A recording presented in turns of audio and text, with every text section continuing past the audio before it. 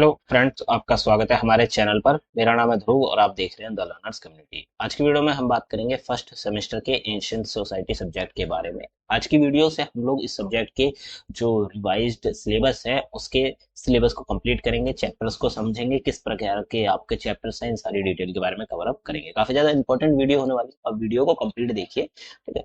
और चलिए वीडियो को शुरू करते हैं। सब्जेक्ट का नाम है एंशिएंट सोसाइटी और ये सब्जेक्ट मेनली बीए प्रोग्राम के स्टूडेंट्स के लिए है। यहाँ पे 2024-25 लिखा गया है, बट ये मेनली 2025 और 26 के जो स्टूडेंट है जिनका एग्जाम अब होने वाला है, ठीक है, नवंबर दिसंबर में, ये उनके लिए बनाया गया है। और ये सिलेबस रिवाइज्ड है, आपका जो प्रीवियस सिलेबस था उसमें चेंजेस किए गए हैं, तो ये बिल्कुल न्यू सिलेबस के बेसिस पे बनाया गया है। ये नोट्स अवेलेबल है हिंदी और इंग्लिश दोनों लैंग्वेजेस में। आप लोग जाकर नोट्स को चेकआउट कर सकते हैं, लिंक आपको डिस्क्रिप्शन बॉक्स में मिल जाएगी। अगर आप लोग इंग्लिश मीडियम के स्टूडेंट हैं तो भी आपके लिए अवेलेबल है, हिंदी मीडियम के स्टूडेंट है तो भी आपके लिए अवेलेबल। यहाँ पे अराउंड आपको 8 चैप्टर जो है देखने को मिल जाते हैं, ठीक है। चैप्टर 1 से लेकर चैप्टर 8 तक आपको देखने को मिलता है। उसके बाद आपको देखने को मिलते हैं प्रीवियस ईयर के या लास्ट ईयर के जो क्वेश्चन पेपर है उसके बारे में, ठीक है। अब हम चलते हैं हमारे पार्ट नंबर 1 की तरफ। तो हमारा जो चैप्टर नंबर 1 है उसका नाम है सभ्यताओं को परिभाषित करना, इतिहास लेखन, शहरी क्रांति और कांस्य युग, ठीक है। इस सब्जेक्ट में या हम कहें इस चैप्टर में मेनली आपको जो सभ्यताएं पुरानी थी उनको परिभाषा, उनकी परिभाषा, उनके बारे में डिटेल, कब से कब तक थी, क्या क्या सभ्यताएं थी, उससे रिलेटेड चीजें हैं, ठीक है। इतिहास किस तरह दोबारा लिखा जाएगा या लिखा जा सकता है इसके बारे में, और शहरी क्रांति के बारे में आपको यहाँ पे पढ़ना है। समझे अगर हम चैप्टर को, तो मानव विकास को सामान्यतः सभ्यता की प्रगति के दृष्टिकोण से देखा गया, ठीक है। मानव का जो विकास है, मतलब हम लोगों का जो विकास है, वो उसको किस नजर से देखा गया, उसको देखा गया सभ्यता की प्रगति, जो सिविलाइजेशन है, ठीक है, उसकी प्रगति की नजर से देखा जाता है। मानवता की यह लंबी यात्रा शिकारी और संग्रहकर्ता जीवन से शुरू हुई और स्थायी कृषि जीवन तक पहुंची, ठीक है। ये जो मानवता की लंबी यात्रा है, मतलब बहुत ऐसा नहीं है कि हम लोग डायरेक्ट ही जो आज का टाइम है, मॉडर्न टाइम है, उसमें आए नहीं। हमने बहुत लंबा टाइम फेस किया है, ठीक है। हमने नहीं, हमारे पूर्वजों ने बहुत लंबे टाइम से चीजें फेस की है। तो यहाँ पे चीजें शुरू हुई थी शिकार करने से, खाने को जमा करने से, जो कि संग्रह करता आता है। और उसके बाद हम लोग आए एक स्थायी कृषि जीवन में। मतलब आज जो हम कृषि कर रहे हैं, ठीक है, ये पहले नहीं थी। पहले हम लोग शिकार और खाने को जमा करते थे, उसके बाद यूज करते थे। आज हम कृषि करते हैं और उस खाने को खाते हैं। तो इस प्रकार से चला था। इस यात्रा के महत्वपूर्ण परिणाम निम्नलिखित थे, ठीक है। ये जो यात्रा है, इस यात्रा से भाई मतलब जो लंबा टाइम चला, यात्रा का मतलब जो पूरा का पूरा टाइम शुरुआत से लेकर अभी तक चल रहा है, ठीक है। तो उससे क्या हुआ, नए शहर बने, सामाजिक समुदायों का गठन हुआ, कानूनी व्यवस्था लाई गई, ठीक है, और उसका विकास हुआ। वास्तुकला मतलब आर्किटेक्चर का भी विकास हुआ था। इन परिवर्तनों को शहरी क्रांति मतलब अर्बन रेवोल्यूशन और राज्य संरचना के रूप में वर्गीकृत किया गया, ठीक है। ये जो परिवर्तन आए, मतलब शहरों का निर्माण हुआ, सामाजिक समुदायों का गठन हुआ, कानून व्यवस्था का विकास हुआ और वास्तुकला लाई गई, और भी कई सारे जो चेंजेस है वो आए थे। तो इन सबको हम एक ही पॉइंट के अंदर गिन लेते हैं, वो है शहरी क्रांति, ठीक है। और राज्य संरचना के रूप में हम लोग इसको क्या करते हैं, वर्गीकृत करते हैं, मतलब कैटेगराइज करते हैं। शहरी क्रांति और सभ्यता की परिभाषा की अगर हम बात करें, तो शहरी क्रांति का तात्पर्य एक नए समाज के उदय से है, जिसमें ग्रामीण जीवन से राज्य की ओर बदलाव मतलब संक्रमण हुआ। शहरी क्रांति का क्या मतलब है, शहरी क्रांति का यही मतलब है कि एक नया समाज का उदय हुआ, जिसमें लोग गांव को छोड़कर राज्य का जो जीवन है उसकी तरफ बढ़ने लगे और उसमें चेंजेस हुए, ठीक है। इसके साथ ही जटिल सामाजिक ढांचों, संगठित धार्मिक विश्वासों और विविध संरचनात्मक गतिविधियों का भी उदय हुआ था।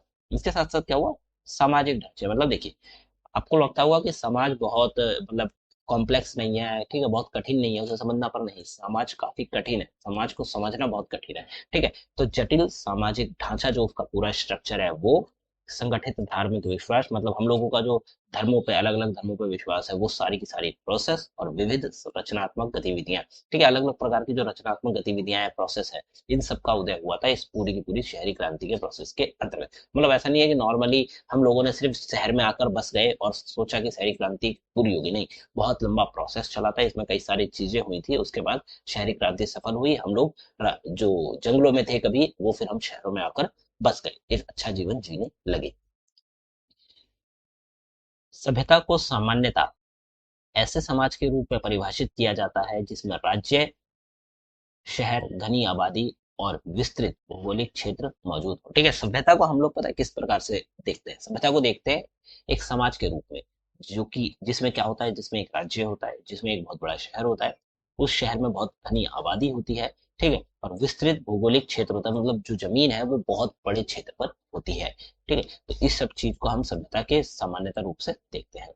इस समाज के लोग गैर कृषि कार्यों में लगे होते थे, लेकिन वे कृषि के आधार पर ही आवश्यक साधन प्राप्त करते थे, ठीक है। देखिए, ये जो समाज है, मतलब हम सभ्यता की अगर हम बात करें, जो कि मॉडर्न मॉडर्न मॉडर्न समाज है आज का, ठीक है, तो अगर हम इस चीज को देखें इस नजर से, तो यहाँ पे कई सारे लोग हैं जो कि कृषि से अलग काम कर रहे हैं। मतलब ऐसा तो नहीं है कि हम लोग खेती में है, नहीं ना, परंतु हम लोग मेनली तो खेती पर निर्भर है, क्योंकि हमें खाने योग्य जो चीजें हैं वो खेती के थ्रू आ रही है, ठीक है, कृषि के माध्यम से आ रही है, परंतु हम लोग खुद कृषि के क्षेत्र में नहीं है, ठीक है। तो समाज के जो लोग हैं वो गैर कृषि कार्यों में लगे थे, लेकिन कृषि के आधार पर ही आवश्यक संसाधन जो है, जो हमारे खाने योग्य चीजें हैं, वो प्राप्त किए करते थे। राज्य और प्रशासन का विकास की अगर हम बात करें, तो शुरुआत में राज्य और शहरों ने अपने आसपास के क्षेत्र को नियंत्रित किया। इन क्षेत्रों से प्राप्त संसाधनों, जनसंख्या, सामाजिक सहयोग के आधार पर राज्य और प्रशासन की नींव मजबूत की, ठीक है।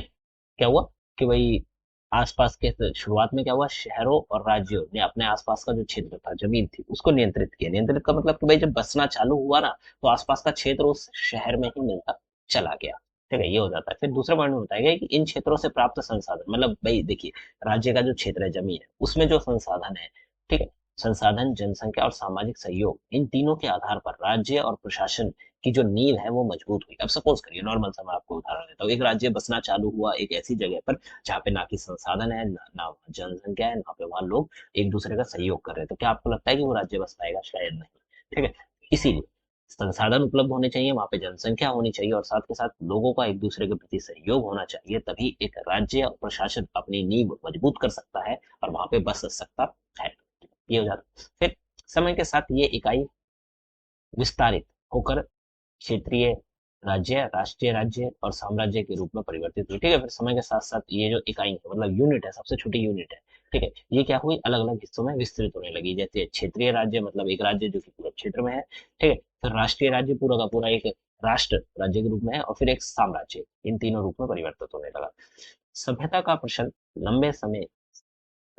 लंबे समय से विद्वानों के बीच बहस और चर्चा का गहरा है, ठीक है। सभ्यता, जो सिविलाइजेशन का जो क्वेश्चन है ना, वो लंबे समय से जो बड़े बड़े लोग थ्योरिस्ट हैं, जो थ्योरीज देते हैं, उनके लिए एक गहन विषय का सब्जेक्ट रहा है।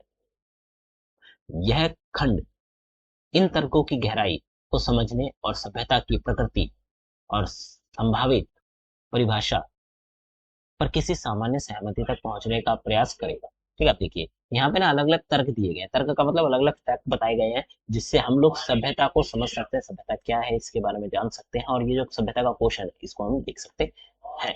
आगे हमारा पॉइंट है कि चूंकि शहर का जीवन अक्सर सभ्य समाज के मुख्य संकेतकों के रूप में उभरता है, इसलिए यह किसी भी शहर की प्रमुख विशेषता की पहचान करने का प्रयास किया जाएगा, ठीक है। कई बार क्या होता है कि शहर का जो जीवन है ना, वो एक सभ्य समाज, सभ्य का मतलब है एक समाज जो कि आप कह सकते हैं कि सही प्रकार से वर्क कर रहा हो, ठीक है। वहां पे लोगों का रहना, खाना, पीना, ठीक है, लोगों का व्यवहार, लोगों के काम, ये सारी चीजें सभ्य प्रकार से हो रही है, तो ठीक है। तो ये जो है शहर का जीवन, इन चीजों से देखा जाता है और इन चीजों से उभर कर सामने आता है, इसीलिए यहाँ किसी भी शहर की प्रमुख विशेषताओं की पहचान करने का प्रयास भी किया जा सकता है, ठीक है। इन चीजों से हम समझ सकते हैं कि ये एक शहर है। अब बात करते हैं सभ्यता के बारे में, मतलब सिविलाइजेशन के बारे में। इंपॉर्टेंट टॉपिक है, इसको अच्छे से समझिएगा। सभ्यता का विषय विद्वानों के बीच लंबे समय से क्या रहा है, बहस और मतभेद का केंद्र रहा है, और इस पर कोई एक राय, मतलब एक जो होता है ना कि एक आपने पॉइंट ऑफ व्यू दे दिया कि भाई सभ्यता ये है, ठीक है, ये नहीं उपलब्ध है कि सभ्यता क्या है और इसकी मुख्य विशेषताएं क्या हो सकती है, ठीक है। अलग अलग लोगों ने अपने अपने वो दिए, तो उन चीजों के बारे में देखते हैं। पहला पॉइंट बनता है हमारा, ऑक्सफोर्ड इंग्लिश डिक्शनरी के अनुसार सभ्य बनना, सभ्य बनाना का अर्थ है बर्बरता की स्थिति से बाहर लाना, जीवन की कलाओं में निर्देश देना, प्रतिबद्ध और परिष्कृत करना, ठीक है। बर्बरता मतलब एक खराब जीवन से उठकर आप लोग एक अच्छे जीवन की तरफ जा रहे हैं, ठीक है, ये सभ्य बनना कहलाता है, ठीक है। सभ्य सभ्य बनना का मतलब ही है कि आप बर्बरता, खराब जीवन से उठकर एक अच्छे जीवन की तरफ जा रहे हैं, जीवन की कलाओं में निर्देश देना, ठीक है। और आखिरी है प्रतिबद्ध और प्रतिषेध करना, ये हो जाता है। अंग्रेजी शब्द सिविलाइजेशन 16वीं शताब्दी के फ्रांसीसी शब्द सिविलिस मतलब सभ्य से जुड़ा हुआ है। यह फ्रांसीसी शब्द लैटिन के शब्द सिविलिस या सिविस मतलब नागरिक और सिविटीज मतलब नागरिकता या शहर से बना है। ठीक है, तो सिविलाइजेशन शब्द हमेशा से सिविलाइजेशन शब्द नहीं था, वो अलग अलग भाषाओं अलग अलग टाइम पे जुड़कर उसे बनाया गया, जिनका मूल जो कि मैंने आपको एक पॉइंट बताई, इन सब का जो मूल निकल कर सामने आता है वो है शहर में निवास करने वाला व्यक्ति, मतलब शहर में निवास करना। ठीक है, शहर में निवास करना मतलब अगर आप लोग शहर में निवास कर रहे हैं, ठीक है, तो आप लोग सिविलाइजेशन के अंतर्गत शब्द के मुताबिक है। इस प्रकार सभ्यता की संकल्पना नागरिक जीवन की विशेषताओं से गहराई से जुड़ी हुई। ठीक है, इस प्रकार ये जो है मैंने आपको बताया ना कि शहर में निवास करना, इसका मतलब क्या है कि सभ्यता जो है इसकी संकल्पना ही नागरिक जीवन की विशेषताओं से जुड़ी हुई है। एक सभ्य समाज को आमतौर पर एक आदिम मतलब प्रिमिटिव सरल और समाज के विपरीत परिभाषित किया जाता है। एक सभ्य समाज को आमतौर पर, जो एक सभ्य समाज होता है ना, उसको हम नॉर्मली बेसिस पर एक आदिम सरल जीवन के विपरीत परिभाषित करते। आदिम का मतलब है जो हमारा पुराना टाइम था। ठीक है, आदिम मानव का जो टाइम था वो ही आदिम कहलाता। तो आदिम का जो विलोम है, ठीक है, उससे टोटली अपोजिट कि भाई जो आदिम थे अब वो मॉडर्न हो चुके हैं। ठीक है, जो कि कभी अनसिविलाइज्ड थे आज वो सिविलाइज्ड हो चुके हैं। ठीक है, तो ये कहलाता है। पुनर्जागरण काल में इन शब्दों ने सुधार परिष्कृत शिष्टाचार और शहरीकरण जैसे अर्थ ग्रहण किए और इन सभी अर्थों को जंगलीपन से विपरीत देखा गया। ठीक है, जंगलीपन से विपरीत मतलब वो व्यक्ति जो कि जंगलीपन है और एक व्यक्ति जो कि उससे टोटली अपोजिट है, तो जो व्यक्ति अपोजिट है वही सभ्यता के अंतर्गत आता है। ठीक है, इस प्रकार से। और उसके बाद सिविलाइजेशन के बहुत सारे शब्द देखने को मिले। ठीक है, और नई नई उसमें परिभाषाएं जुड़ती रही, परंतु ये बताया गया सामाजिक विकास के दृष्टिकोण। फिर देखते हैं मानव वैज्ञानिक लुइस हेनरी मॉर्गन, जो कि 1878 में है। ठीक है, उन्होंने एक चीज बताई कि प्रमुख विद्वानों में से एक, जिन्होंने सामाजिक जटिलता के आधार पर मानव समुदायों को जंगलीपन बर्बरता और सभ्यता में वर्गीकृत किया था। अब देखिए, लुइस हेनरी मॉर्गन ने जो सामाजिक जटिलता है उसको दो या दो से अधिक बांटो, जो हिस्से हैं उसमें बांटा है। जंगलीपन में बताया, ठीक है, बर्बरता और सभ्यता, इन चीजों में बताया जंगलीपन।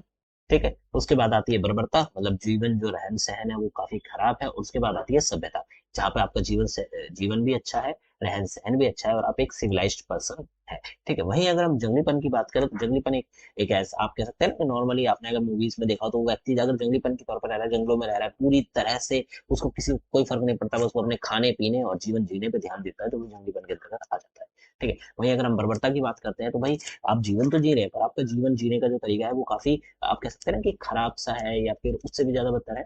तो वो सारी चीजें आती है। उसके बाद आती है सभ्यता, जहाँ पे लोग शहरों में आके बस गए, उनको एक काम करना है, उनको अपना जीवन जीना है, उनका जीवन जीने का जो तरीका है वो मॉडर्न है, हाई क्लास है। तो ये सारी चीजें इसके अंतर्गत आती है।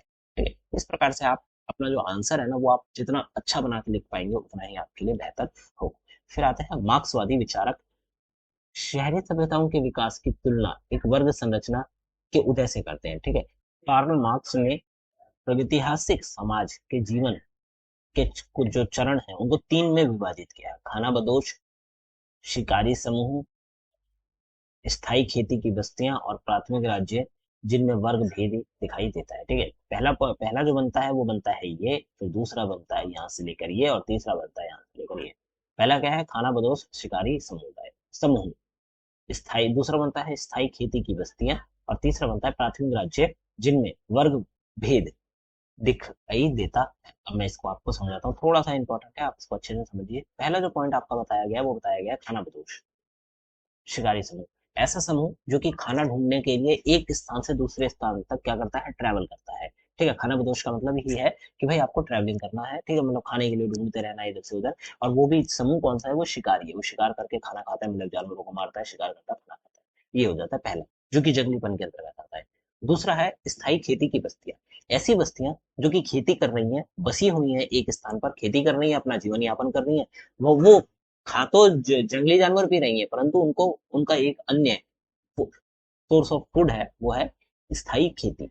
ठीक है, ऐसी बस्तियां हैं। और तीसरा आता है प्राथमिक राज्य, जिनमें वर्ग भेद दिखाई देता है। प्राथमिक राज्य मतलब वो समाज जिसमें हम रहते हैं, और यहाँ पे बहुत सारे वर्ग भेद, मतलब जो आप कहते हैं ना कि क्लासेस क्लासेस हैं, वो भी देखने को मिलती है। पहला पॉइंट बनता है, वी गॉर्डन चाइल्ड ने इस दृष्टिकोण को परिष्कृत करते हुए पूरा पाषाण शिकारी समाजों को जंगलीपन से, नवपाषाण किसानों को बर्बरता से, और कांस्य युग समुदायों को सभ्यता से जोड़कर देखा है। ठीक है, ये सबसे अच्छा उदाहरण मैं कह सकता हूँ, क्योंकि हमारा जो टाइमलाइन है ना वो भी तीन चीजों में ही बटा हुआ है, पूरा पाषाण, नवपाषाण और हमारा करंट टाइम। ठीक है, इससे पहले का भी है, पर अगर हम शिकारी समाज के बारे में बात करें जो कि शिकार करके अपना जीवन यापन करते थे, तो वो पूरी तरह से पूरा पाषाण के अंतर्गत आ जाते हैं, और उससे पहले के टाइप में। ठीक है, तो वो जो वी गोल्डन चाइल्ड है वो उसे जंगलीपन के तौर पर काउंट करते हैं। उसके बाद आता है नवपाषाण। नवपाषाण किसानों को बर्बरता के सेक्टर में रखा जाता है, मतलब वो लोग एक जगह पर रह रहे हैं, ठीक है, छोटे क्षेत्र में वो अपनी खेती वेती कर रहे हैं, खाना आना का मतलब उसी से अपना जीवन यापन कर रहे हैं, परंतु उन्हें बर्बरता के उसमें रखा गया। फिर आता है कांस्य युग के समुदाय को हमने सभ्यता के उसमें रखा। क्यों? क्योंकि जब कांस्य युग आया उसके बाद समाज में बहुत बड़ी तेजी से चेंजेस आए थे। ठीक है, लोगों ने भाई कांस्य से नए नए औजार बनाए, औजारों से भाई आगे जाके देखने को मिला कि कारखाने बने, शहर के शहर बसे, पूरी की पूरी सभ्यताएं बसाई गई। ठीक है, तो ये कांस्य युग के अंतर्गत आता है। आजकल सभ्यता शब्द का उपयोग मुख्य रूप से शहरीकृत राज्य स्तरीय समाजों को संदर्भित करने के लिए किया जाता है। ठीक है, आज के टाइम में अगर हम देखें तो जो सभ्यता शब्द है ना उसको हम लोग गिनते या फिर समझते ही शहरीकृत मतलब शहरों में बसावट, फिर राज्य स्थायी समाजों के रूप में ही हम उसे देखते हैं। जटिल सामाजिक की अनिवार्य तत्व, जटिल सामाजिक के अनिवार्य तत्व। ठीक है, जो हमारा कॉम्प्लेक्स समाज है, सोसाइटी है, ठीक है, उसके तत्व जो कि अनिवार्य है उसके, उनके बारे में बात करते हैं। पहला पॉइंट आता है, एक जटिल समाज वह होता है जो एक शहर में बसे समुदायों और विशिष्ट गतिविधियों के संलग्न व्यक्तियों को समाहित करता है। ठीक है, एक जटिल समाज क्या होता है? एक ऐसा शहर होता है, बसे समुदाय और विशिष्ट गतिविधियों में संलग्न, मतलब विशिष्ट मतलब अलग प्रकार की गतिविधियों में जुड़े हुए लोगों को समाहित करता है, मतलब अपने साथ जोड़ता है, तो एक जटिल समाज कहलाता है। इसकी संरचना में निम्नलिखित तत्व शामिल होते, बढ़ती जनसंख्या के लिए भोजन का अधिशेष मतलब सरप्लस उत्पादन, ये जरूरी है एक जटिल समाज के लिए। फिर उत्पादन और संचार संचार बढ़ाने के लिए उन्नत तकनीकी नवाचार, एक जटिल समाज के लिए उत्पादन भी होना चाहिए और संचार को भी अच्छा होना चाहिए। उसके लिए क्या होनी चाहिए? नई टेक्नोलॉजीज होनी चाहिए। कानूनी और नैतिक अधिकारों का कुछ स्वरूप, व्यक्तिगत अधिकारों की रक्षा और न्याय प्रदान करने के लिए शासक निकाय, सांस्कृतिक विकास की स्पष्ट अभिव्यक्ति है। ये सारी चीजें जरूरी है किसके लिए? एक जटिल समाज जो कि आज का हमारा समाज है उसके लिए। ठीक है, और हम कहें कि कोई भी समाज जो कि जटिल है, जो थोड़ा कॉम्प्लेक्स है, ठीक है, उसके लिए ये सारी चीजें जरूरी है। अगला टॉपिक है भौतिकता और नैतिकता का संबंध। फ्रांसीसी क्रांति के दौरान सभ्यता शब्द का व्यापक प्रचलन हुआ था। ठीक है, जब फ्रांसीसी क्रांति चल रही थी ना, मतलब जब ऑलरेडी समाज बन चुके थे, तो उस समय जब फ्रांसीसी क्रांति चल रही थी तो शब्द सभ्यता जो शब्द है उसका बहुत ज्यादा प्रचलन, मतलब बहुत ज्यादा वो बातचीत में था। इसे मानवता की समग्र प्रगति के द्योतक के रूप में इस्तेमाल किया गया, जिसमें न केवल भौतिक विकास बल्कि नैतिकता और बौद्धिक उत्थान भी निहित था। ठीक है, ये जो शब्द है सभ्यता, ये फ्रांसीसी क्रांति के दौरान बहुत ज्यादा यूज में था, प्रचलन में था। एल्बर्ट श्वेटर श्वेटेजर ने सभ्यता को मनुष्य द्वारा प्रत्येक क्षेत्र में की गई समस्त प्रगति का योग बताया है। ठीक है, एल्बर्ट ने सभ्यता को क्या बताया? सभ्यता को मनुष्य द्वारा प्रत्येक क्षेत्र, जितने भी क्षेत्रों को हम जानते हैं, उन सभी क्षेत्रों में समस्त प्रगति के रूप में बताया है, जो व्यक्ति की आत्मिक पूर्णता की दिशा में सहायक होती है। उन्होंने सभ्यता की संकल्पना और भौतिक और नैतिक तत्वों के सम्मिलन पर बल दिया। ठीक है, जो एल्बर्ट है उन्होंने क्या बताया? उन्होंने बताया कि भाई मानव ने पूरे मतलब पूरे मानव समाज ने शुरुआत से लेकर अभी तक जो उन्होंने प्रगति करी है, समस्त करा है, वो सब सभ्यता के अंतर्गत आता है। ठीक है, जो व्यक्ति की आत्मिक पूर्णता की दिशा में भी में सहायक होती है। ठीक है, आत्मिक पूर्णता का मतलब कि भाई व्यक्ति का, जो आप कह सकते हैं ना कि भाई उसने पूरा काम किया, इतनी मेहनत करी, उसके बाद जो बनाया वो पूरा एक सभ्यता है, तो वो सब इसके अंतर्गत आता है। उन्होंने सभ्यता की संकल्पना में भौतिक और नैतिक तत्वों को सम्मिलन पर बल दिया है। ठीक है, भौतिक तत्व और नैतिक तत्वों को दोनों को जोड़कर सभ्यता के सम्मेलन में बल दिया है, ये उन्होंने बताया था। परंपरागत रूप से सभ्यता को विश्वासों का एक समूह, सोचने का तरीका या जीवन का एक तरीका माना जाता है। परंपरागत रूप से सभ्यता को क्या माना जाता है? विश्वासों का समूह, सोचने का एक तरीका और जीवन का एक तरीका माना जाता है, जो शहरी जीवन के तरीकों के उद्भव के साथ निकटता से जुड़ा हुआ है। ठीक है, जो क्या है कि शहरी जीवन के जो तरीके हैं, भाई शहर में जो व्यक्ति रह रहा है, उसका जो जीवन है वो जिस प्रकार से उसे जी रहा है, ठीक है, उसके तरीकों से जुड़ा हुआ। बहुवचन रूप सभ्यताओं का उपयोग, सभ्यताओं, ठीक है, बहुवचन सभ्यता का बहुवचन होता है सभ्यताओं, मतलब एक सिविलाइजेशन, बहुत सारे सिविलाइजेशन। तो लगभग 1819 के आसपास सभ्यता शब्द का बहुवचन रूप सभ्यताओं का इस्तेमाल किया जाने लगा था। बहुवचन में सभ्यताएं किसी विशिष्ट कालखंड में किसी राष्ट्र या संस्कृति के जीवन के विशिष्ट रूपों को संदर्भित करती है। ठीक है, 1819 का जो टाइम था, उसमें उस समय जो सभ्यताओं, मतलब एक सिविलाइजेशन नहीं, बहुत सारी सिविलाइजेशन के लिए जो शब्द यूज किया जाता है वो यूज किया जाता है सभ्यताओं। तो सभ्यताओं का यूज बहुत ज्यादा बढ़ चुका था। ठीक है, बहुवचन में सभ्यताओं किसी विशेष कालखंड या राष्ट्र या संस्कृति की जीवन के विशिष्ट रूपों को संदर्भित करती है। ठीक है, मतलब किसी पर्टिकुलर टाइमलाइन में, ठीक है, राष्ट्र और संस्कृति जो है उसके जीवन को क्या दिखाती है, अलग अलग सभ्यताएं दिखाती है।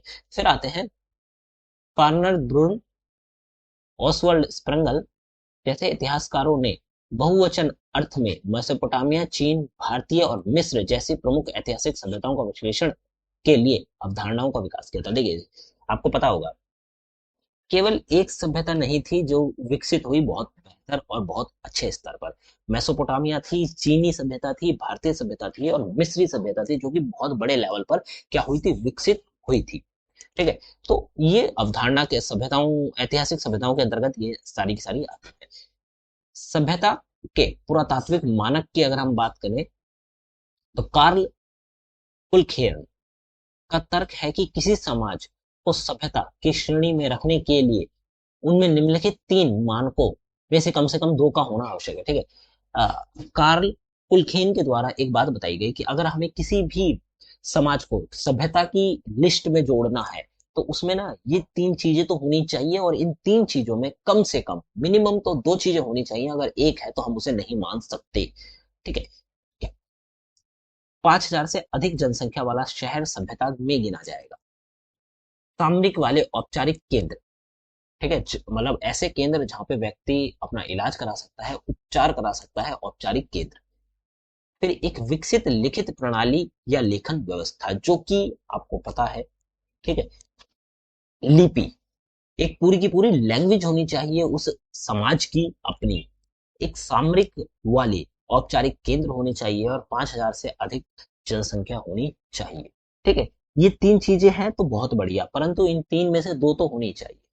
कोई सी भी 2 ले लो आप। हो सकता है कि भाई सामरिक औपचारिक केंद्र हो सकते हैं, विकसित प्रणाली हो सकती है, और लिखने वाली प्रणाली हो सकती है, या फिर 5,000 से अधिक व्यवस्था जनसंख्या हो सकती है। ये 3 चीजों में से 2 है तो भी हम उसे उसमें जोड़ सकते हैं। ध्यान देने वाली बात यह है कि कुलखेन द्वारा इन मानदंडों का चयन पुरातात्विक खोज और साक्ष्यों तक सीमित उपलब्धियों के आधार पर किया गया था। ठीक है, जो का फॉलो, ठीक है, क्लेयर पुलखेन थे, उन्होंने ये बात इसलिए, ये 3 पॉइंट इसलिए रखे क्योंकि उन्होंने जो स्टडी करी थी, जो उन्होंने खोज करी थी, उसके आधार पर ये 3 पॉइंट बताए गए, ना कि सामाजिक या सांस्कृतिक महत्व के आधार पर। ठीक है, तो ये आपको समझ में आ गया होगा।